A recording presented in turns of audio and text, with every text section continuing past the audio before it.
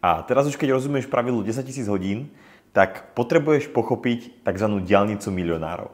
Čo to je? Poďme sa na to pozrieť. Na to, aby som ti dokázal vysvetliť diaľnicu milionárov, tak ti najprv musím vysvetliť termín zložený úrok. Možno si už niekedy tento termín počul a možno teraz počuješ úplne prvýkrát. Zložený úrok je taký jav, ktorý sa vyskytuje v investovaní a v podstate je to jedna z najsilnejších vecí, ktorá dlhodobo generuje bohatstvo. Predstav si, že si investoval 10 000 korún každý mesiac, napríklad do akcií.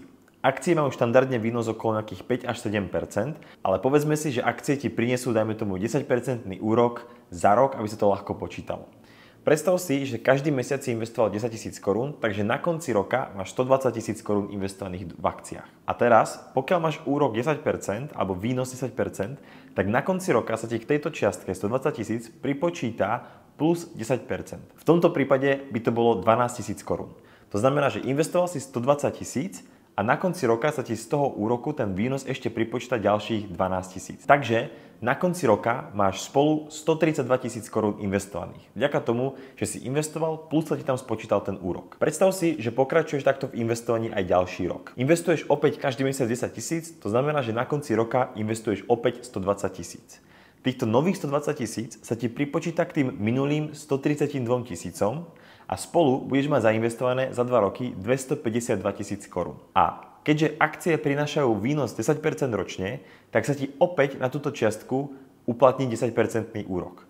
Ale všimni si, že teraz už tým, že si vlastne investoval 2 roky po sebe, tak už sa ti tých 10% počíta nie z tých 120 000, ktoré si tento rok nainvestoval, ale z kombinácie, z toho súčtu. To znamená, že z tých 120 000 plus tých 132 000 za ten minulý rok sa ti spočíta do 257 000. To znamená, že tento rok by si z úroku získal 25 200 korún ešte plus. Takže by sa ti k tým 252 000 pripočítalo ďalších 25 200. A takto by to vlastne mohlo pokračovať ďalších XY rokov. V podstate zložený úrok je to, že tebe sa vždycky tá nová investovaná čiastka už pripočíta k tej čiastke, ktorú si already predtým investoval. A ten úrok sa ti počíta zo súčtu, tým pádom z celej tej sumy ako keby naraz. A preto, ty keď takto investuješ, dajme tomu 50 rokov, tak na konci je to naozaj veľmi zásadné.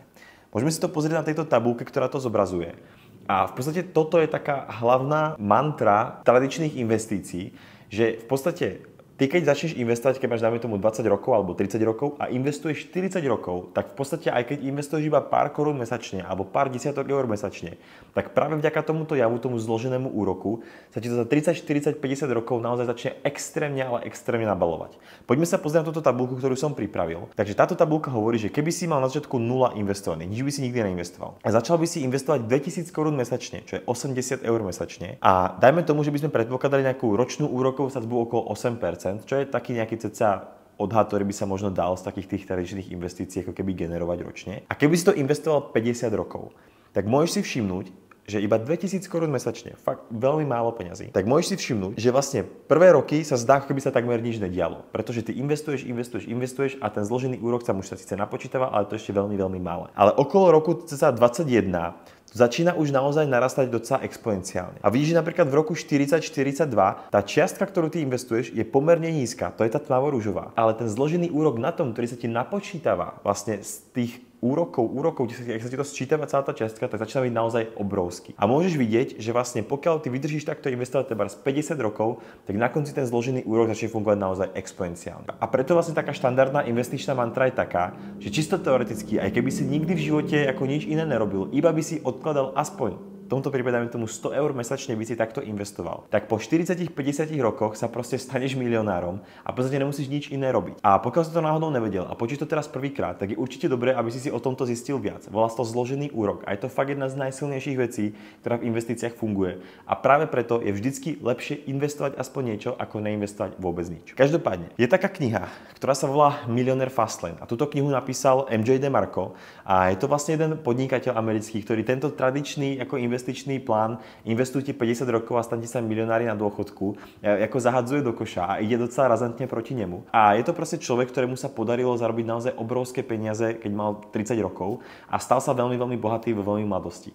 A celá táto kniha je vlastne o tom, on v tejto knihe Millionaire Fastlane, je to tak výborná kniha, fakt ako pokiaľ by ste niekto ako chcel, tak doporučujem si ju prečítať, ako je to jedna z najlepších kníh na túto tému, ktorú som čítal. A v podstate on ako keby hovorí, že jeho cieľom bolo vždycky ako keby stať sa bohatý, ale chcel sa stať bohatý ako mladý, že nechcel vlastne ako keby čakať do 50, do 60 a potom už na konci života možno ani nemá toľko energie si tie peniaze trebárs užiť. A on vlastne v tejto knihe popisuje, ako sa mu to podarilo. V skratke, čo ten MJ Marko urobil, je, že vlastne on vybudoval úspešnú firmu, tú firmu predal za nejakých 30 miliónov dolárov a potom investoval okolo 10 miliónov dolárov z toho práve do toho zloženého úroku. A vlastne najväčší taký takeaway tej knihy je taký, že vlastne ten zložený úrok je naozaj ako keby extrémne silný investičný nástroj. Ale ten zložený úrok rovnako dobre funguje, keď do neho vložíte 1000 eur, aj keď do neho vložíte proste 10 miliónov eur.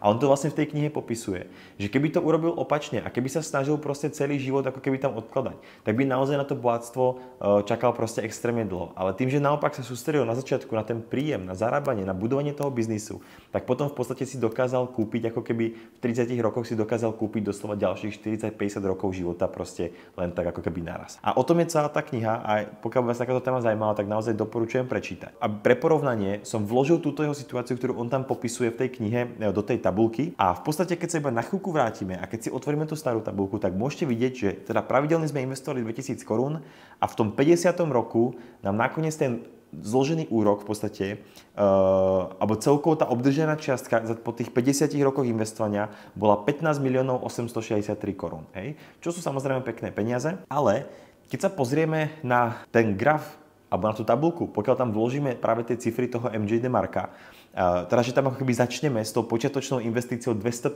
miliónov korún už na začiatku, teda tých 10 miliónov eur. A vlastne potom tam dáme pravidelnú investíciu nejakých 2000 korún trebárs.